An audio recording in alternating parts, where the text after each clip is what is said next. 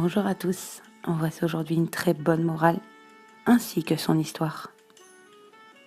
Il est marqué dans les Télim. Confie ton fardeau à Hachem et il prendra soin de toi. Un homme, doté de bitachon, n'éprouve pas d'anxiété en ce qui concerne la satisfaction de ses besoins, car il sait qu'il est nourri directement de la main du Tout-Puissant, pleine, ouverte et débordante de bonté. Cette prise de conscience lui permet de confier sans hésiter tout son fardeau à Hachem. Il était une fois un roi qui avait la réputation d'être bon et généreux. Il avait l'habitude d'effectuer de nombreux voyages à travers son royaume afin de superviser l'état de ses affaires dans les différentes provinces. Or, à l'une de ces étapes, il remarqua un misérable mendiant au milieu de la foule. Sensible à la triste condition de ce malheureux, le monarque lui proposa de monter dans son train privé, en compagnie de la cour royale. Le mendiant, qui n'était jamais monté dans un train auparavant, fut naturellement enchanté de la proposition. Sans hésiter un seul instant, il monta dans le train et se retrouva assis à l'arrière.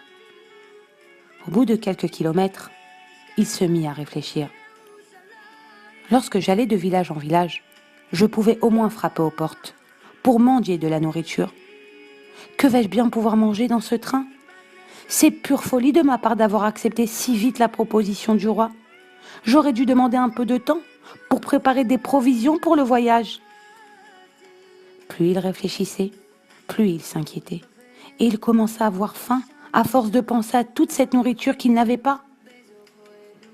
Finalement, il prit son courage à deux mains et décida de faire part de son anxiété au roi. Le cœur battant à tout rompre, il entra dans le wagon royal.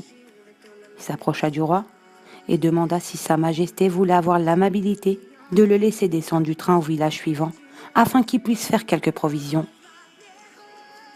Le monarque bienveillant fut attendri par la simplicité de cet homme, et pour toute réponse il lui adressa un sourire chaleureux.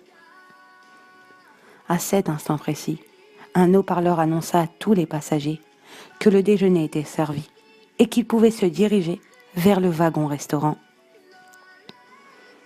Rav Yehuda Leib Shasman explique que nous nous imaginons bien plus intelligents que ce pauvre mendiant, mais qu'en réalité, lorsque nous nous soucions de ce que nous allons manger le lendemain, nous nous comportons exactement comme lui.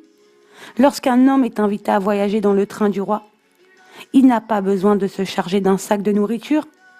S'il s'équipe de vivres et de boissons, c'est qu'il n'est pas certain que le roi va subvenir à ses besoins et lui donner la meilleure nourriture qui soit. Ce sac de provisions est une insulte à sa royale majesté. De la même manière, nous sommes assis dans un train appartenant au roi des rois. De quoi faudrait-il nous inquiéter ? Toute manifestation d'angoisse est révélatrice d'un manque de émouna dans notre part. Une foi d'un tel niveau n'est certes pas accessible à tous, mais nous devons travailler sur nous pour intégrer le principe de confie ton fardeau à Hachem.